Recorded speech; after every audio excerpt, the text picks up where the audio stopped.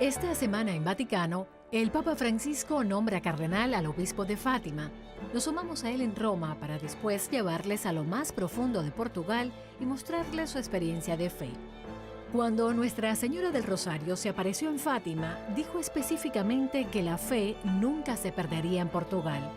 Recorreremos las calles portuguesas, nos adentraremos en iglesias y hogares para hacernos una idea de la vida de los católicos allí hoy.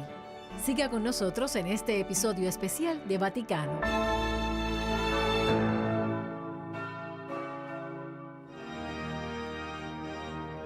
El 28 de junio, el Papa Francisco nombró 14 nuevos cardenales para la Iglesia.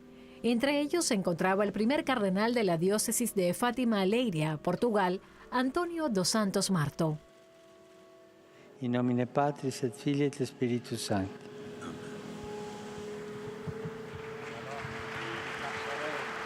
El Papa insta al cardenal Marto y a los otros nuevos cardenales a entregar sus vidas hasta el punto de derramar su propia sangre para conservar la fe. Cari fratelli cardenali. Queridos hermanos cardenales y neocardenales, mientras vamos de camino a Jerusalén, el Señor se nos adelanta para recordarnos una y otra vez que la única autoridad creíble es la que nace de ponerse a los pies de los otros para servir a Cristo. Es la que surge de no olvidarse de Jesús antes de inclinar su cabeza en la cruz. No tuvo miedo ni reparo de inclinarse ante sus discípulos y lavarles los pies. Per servire Cristo. El nombramiento coloca al obispo de la diócesis en la que Nuestra Señora se apareció repetidamente a los pastorcillos en 1917 como uno de los colaboradores más cercanos del Papa y como seleccionable en un cónclave para su sucesor. Es uno de los 4 cardenales vivos de Portugal, una nación de apenas 10 millones de habitantes en la costa atlántica de Europa. Estadísticamente, Portugal se encuentra entre las naciones más católicas de Europa, con más del 80% de la población identificándose como cristiana. El cardenal Marto trabajará para preservar las profundas raíces católicas de una tierra bendecida con grandes santos y con un santuario mariano que sirve como un oasis de la fe.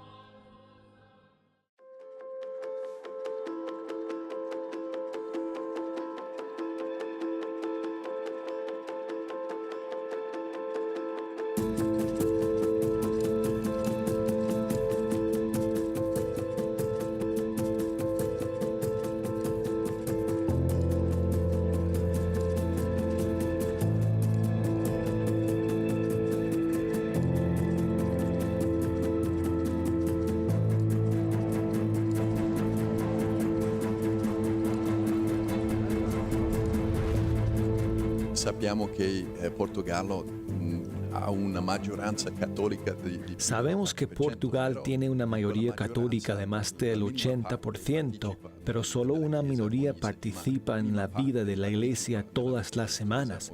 Bajo su perspectiva, ¿cómo de dramática es la situación portuguesa?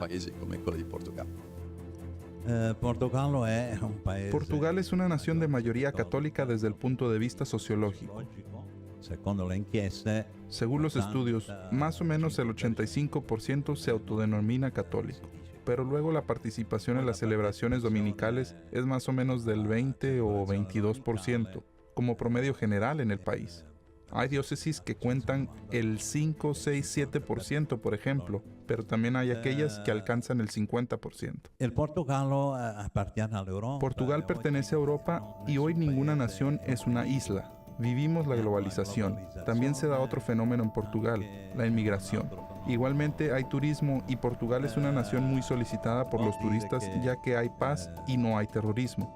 Y es también un lugar donde también hay buena comida, no es caro para pasar las vacaciones y todo esto pesa sobre la población y sus relaciones sociales.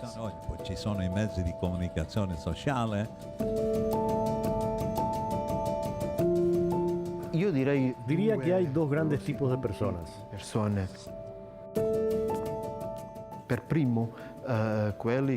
Primero, aquellos que profesan una fe católica pero tradicional, más bien cultural, que son los que se bautizan y vienen para su funeral. Desafortunadamente, son la mayoría de los católicos portugueses. Portugal tiene un 80% de católicos bautizados, pero luego solo hay un 20% que son los que van a misa todos los domingos.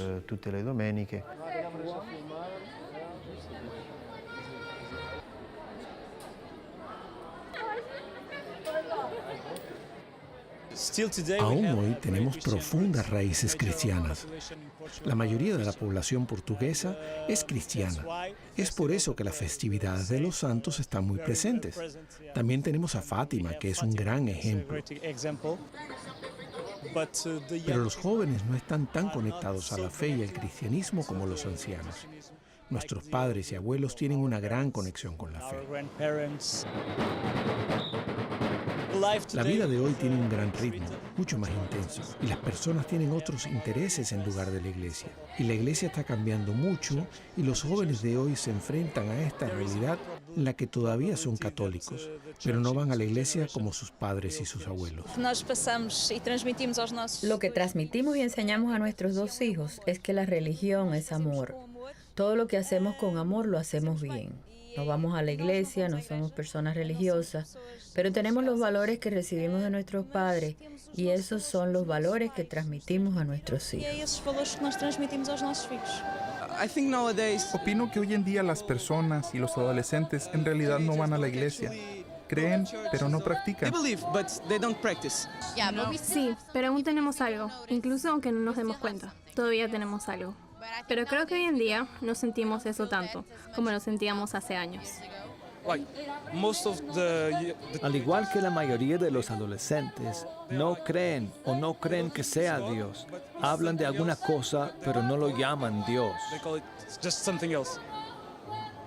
Sí, si no quiero ir, si no tengo ganas de ir, no creo que deba ir. Solo porque tenemos que ir el domingo a la iglesia. Ya sabes de qué hablo. Los jóvenes no ven a la Iglesia Católica como algo necesario.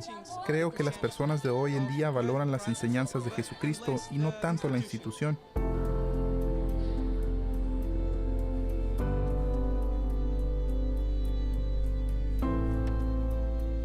Que en otros países, porque aunque los padres les gusta mucho que los hijos hagan el bautizo, que tal, pero es solamente eso y después no viene a la iglesia.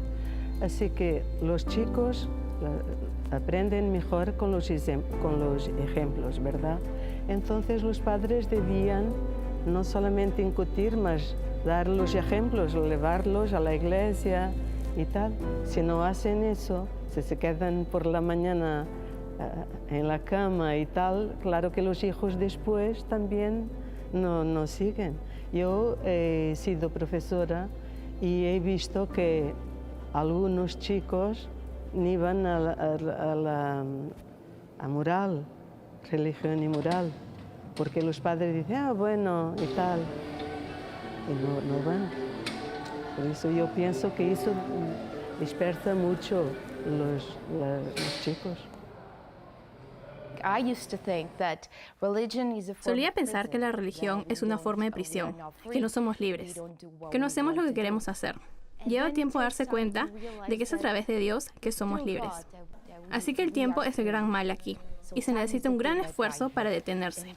Es uno de los principales obstáculos hoy en día, detenerse y pensar por uno mismo. Stop and think for yourself.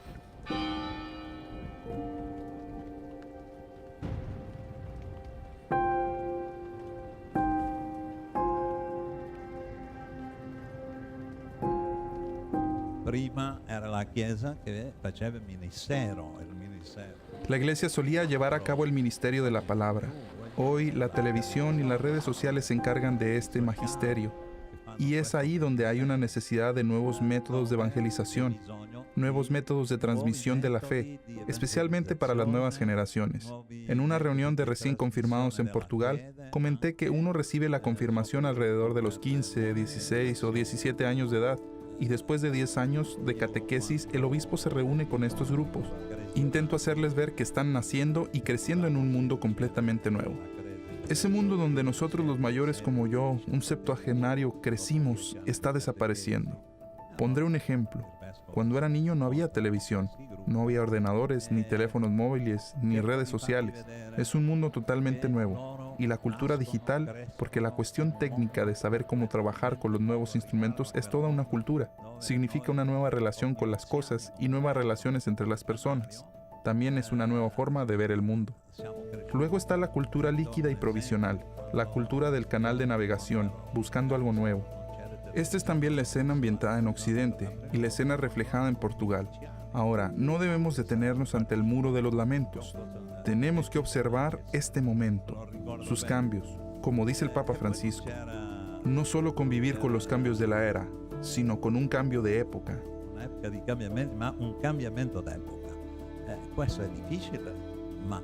Es difícil, pero también es un desafío que debemos afrontar con confianza.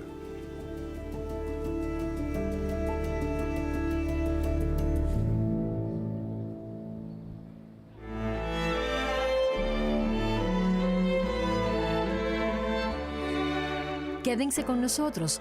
Tras la pausa, escucharemos cómo las familias portuguesas afrontan el reto de transmitir la fe a sus hijos.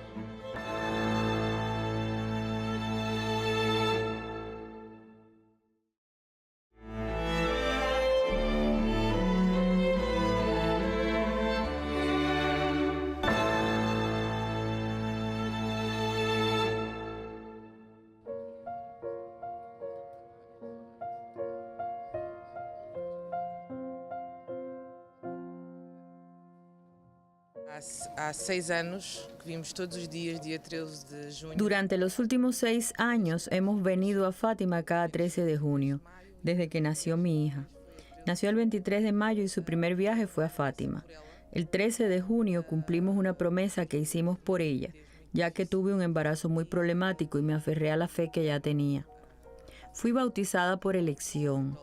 Mis padres me dieron la opción. Tuve que elegir si ser católica o no. Entonces me bauticé a los 6 años y recibí mi primera comunión semanas más tarde. Y eso fue todo. Me gusta mucho venir a Fátima. Siempre me siento muy serena y siempre que pueda vendré aquí cada año en esta fecha. Voy a la iglesia de mi barrio en Benfica e intento transmitir la fe a mis hijos de forma natural. Tal vez algún día elegirán, como yo tuve que elegir. Ambos fueron bautizados y seguirán sus propios caminos de fe. Espero que elijan el camino de la fe. Quiero creer que todavía hay fe en Portugal. Cada vez es más difícil encontrar personas que elijan el camino del catolicismo. Tiene que ver con las familias y lo que tratamos de transmitir a nuestros hijos. Pero todavía hay mucha gente que continúa y va a la iglesia, y eso es bueno.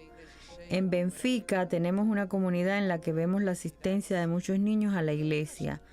Nuestra iglesia parroquial está siempre llena. Hay mucho movimiento y actividades allí.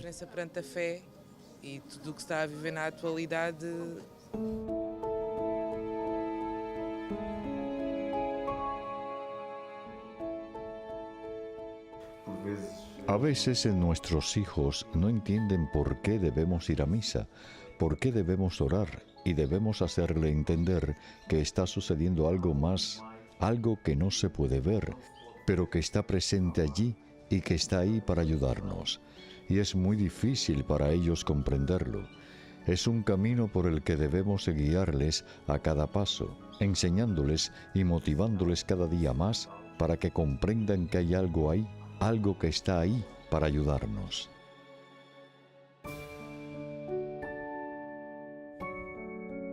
Nacimos en una tierra de fe y eso cuenta a nuestro favor.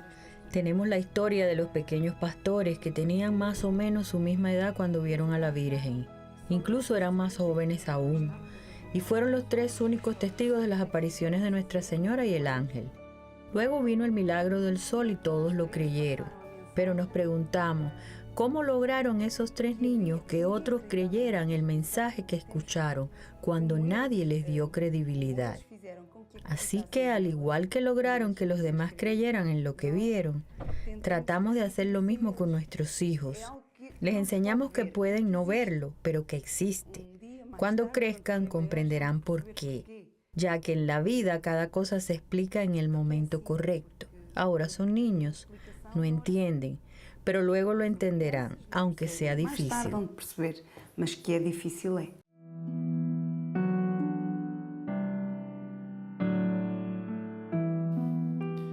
Certamente haverá muitas razões. Cada año debemos revisar cómo debemos anunciar el Evangelio. Esta es una dificultad que debemos resolver. Además, debemos estar del lado de los jóvenes que se sienten empobrecidos y distraídos por tantas distracciones del mundo actual. Los medios de comunicación no son un obstáculo en sí mismos, pero pueden convertirse en un obstáculo para una vida ética, para nuestra vida personal. Sentimos que a los jóvenes los están arrancando del útero, que se los aleja de sus seres queridos. Aún hay otra dificultad. ¿Cómo puede la vida espiritual de Francisco y Jacinta, de San Francisco y Santa Jacinta, ser vivida por los jóvenes de hoy?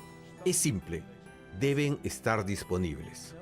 Viviendo la simplicidad, la humildad, reconociendo sus propias limitaciones y siempre afirmando que podemos ser más, que podemos ser mejores. Cada uno puede acoger y vivir la gracia de Dios, y esta gracia puede transformarnos. Esta es la lección de los pequeños pastores.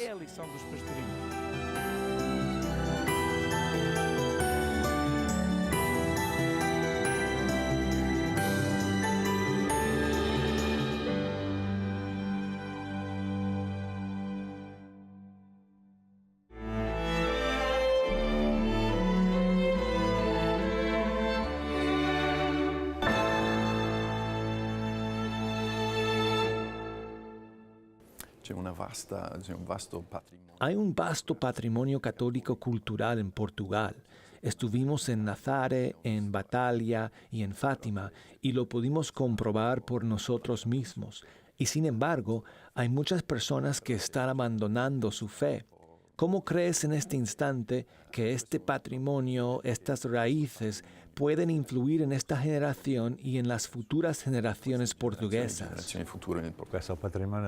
Sí, este patrimonio ha sido sellado por la fe. Ha dejado sus marcas en la cultura del país. Antes, la fe se transmitía a través de la tradición, pero hoy vivimos en un mundo nuevo, donde la fe transmitida por la tradición ya no se sostiene. Por eso necesitamos fe convencida, alegre, entusiasta y valiente, y esto requiere una nueva iniciación cristiana también para las generaciones jóvenes. Creo que es un poco difícil, pero la Iglesia ciertamente encontrará nuevas formas de realizar este trabajo. No somos pesimistas. La Iglesia ya ha mermado en otros tiempos de crisis y después ha resurgido. Entonces ya no será una fe sociológica, sino una fe personalizada, fruto de una convicción interior y de una elección propia.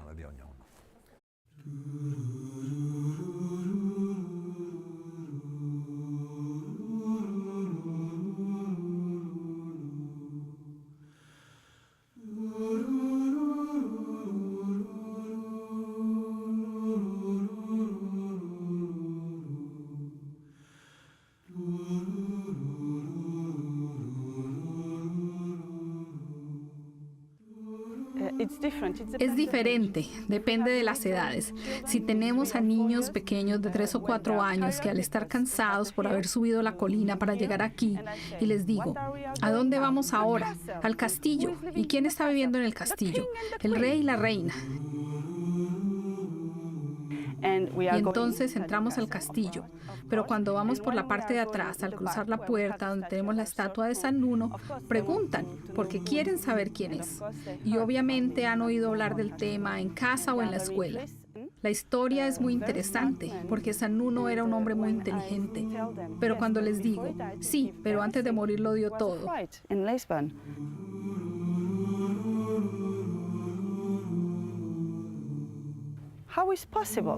¿Cómo es posible? Es extraño para ellos, porque tienen dificultades para entender que puede ser posible.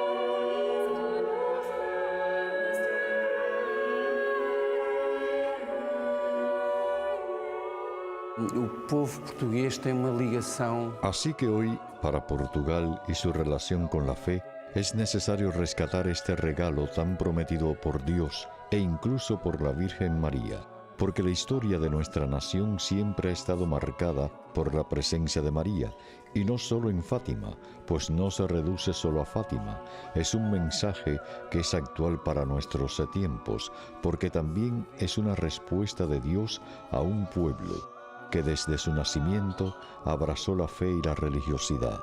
Y hoy, con la victoria del no en la lucha contra la eutanasia, comento brevemente este desafío que no vemos como el final, sino solo como el comienzo del desafío de rescatar el valor de la persona humana y su dignidad en nuestra sociedad actual. Santa Maria de Vitória.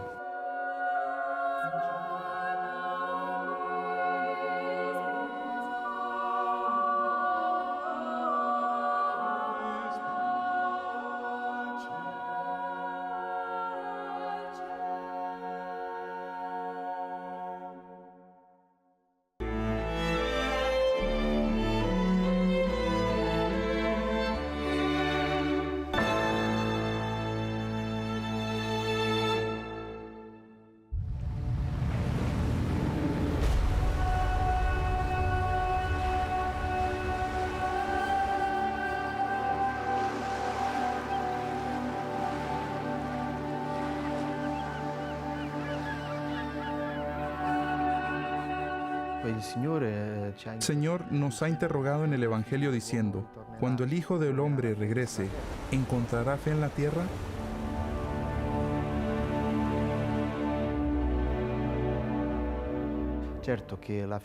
Por supuesto, la afirmación de Nuestra Señora nos da la esperanza, la afirmación de que la fe se mantendrá al menos en Portugal y yo creo que también en el mundo entero. Sin embargo, no debemos dormirnos en esta promesa, porque esta es una tarea que recae sobre todos los portugueses, especialmente aquellos que son cristianos. Sí, quisiera decir especialmente a los jóvenes, pues he encontrado muchos jóvenes aquí, especialmente en Lisboa, que realmente deben vivir su fe en todos los campos, incluso en la universidad. Por ejemplo, en enero-febrero, más o menos 3.000 jóvenes universitarios de Lisboa viajan por todo el país como misioneros de la fe, ayudando a muchas personas. Están allí para vivir su fe, y esto es crucial para las personas, pero es especialmente importante para ellos mismos, para los estudiantes universitarios. Este tipo de iniciativas traen consigo muchas esperanzas. Para Portugal y para los portugueses, Fátima es una referencia. Para Portugal y para los portugueses, Fátima es una referencia que los identifica donde sea que vayan, en cualquier parte del mundo. Puedo afirmar eso por experiencia. En Colombia o en Corea, es posible que las personas no sepan dónde se encuentra Portugal, pero saben dónde está Fátima. Por lo tanto, se aprecia que este conocimiento global de la marca Fátima es extremadamente fuerte. Así es muy fácil vender la marca Fátima en el extranjero porque se ha publicitado durante 100 años en todo el mundo. Estoy hablando en términos naturales, por supuesto. Creo que es por eso que tuvimos 9.4 millones de visitantes en 1917, incluso de países que en el pasado no tenían identificación alguna con Fátima.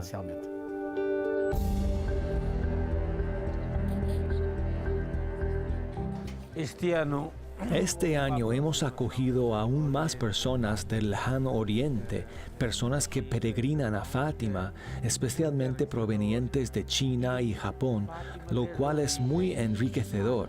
Y desde Fátima surge una preocupación por el mundo, por la paz mundial, por las naciones implicadas en guerras y conflictos.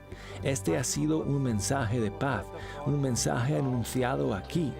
Creo que, de hecho, Fátima puede ser una plataforma de diálogo, de comprensión, con un mensaje que habla de todos los caminos posibles hacia la paz.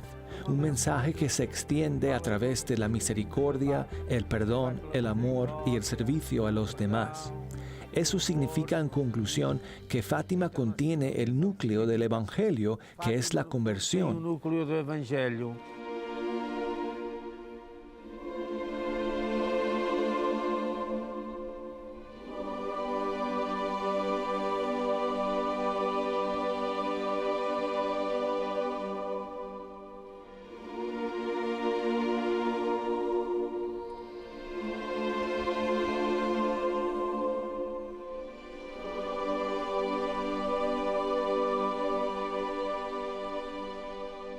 El Papa nombra cardenal al obispo de Fátima. Es un lugar conocido mundialmente por las apariciones y mensajes. ¿Cómo demuestra nombrar cardenal al obispo de Fátima las prioridades del Papa sobre su iglesia? Esta es una buena pregunta para hacer al Papa Francisco, porque él es el único que conoce la razón por la cual me escogió a mí para ser cardenal.